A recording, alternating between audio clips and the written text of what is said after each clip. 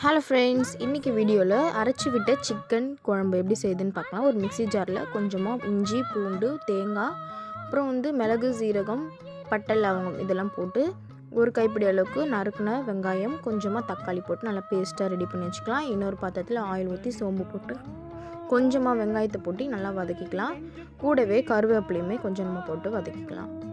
இது கொஞ்சம் நல்லா வதங்கினதும் கொஞ்சமாக தக்காளி போட்டு நான் வதக்கிக்க போகிறேன். வதங்கினதும் நம்ம அரைச்சி வச்சுருக்க பேஸ்ட்டையும் போட்டு நல்லா அந்த பச்சை வாசனை போகிற அளவுக்கு நல்லா வதக்கி எடுத்துக்கலாம். கூடவே கல்லுப்பும் சேர்த்துக்கிறேன். வீட்டில் அரைச்ச குழம்பு மிளகாய்த்தூள் 1 ஸ்பூன், 1/4 ஸ்பூன் மஞ்சள் தூள், 1/4 ஸ்பூன் தனி மிளகாய்த்தூள். சிக்கன் நான் கொஞ்சமாக தான் எடுத்து போட்டிருக்கேன், 1/4 கிலோ அளவுக்கு இருக்கும். நல்லா வதக்கிட்டு நம்ம அந்த மிக்ஸி ஜாரில் கொஞ்சம் மசாலா தண்ணி இருக்கும்ல, அதையும் கொஞ்சம் ஊற்றிட்டு நல்லா கொதிக்க விட்டுக்கலாம். நல்லா கொதிஞ்சு மேலே எண்ணெய் பிரிஞ்சு வந்ததும் கொத்தமல்லியுமே நம்ம போட்டு ரெடி பண்ணி சர்வ் பண்ணிக்கலாம். கூடவே நான் சப்பாத்தி தான் இன்றைக்கி போட்ட போகிறேன்.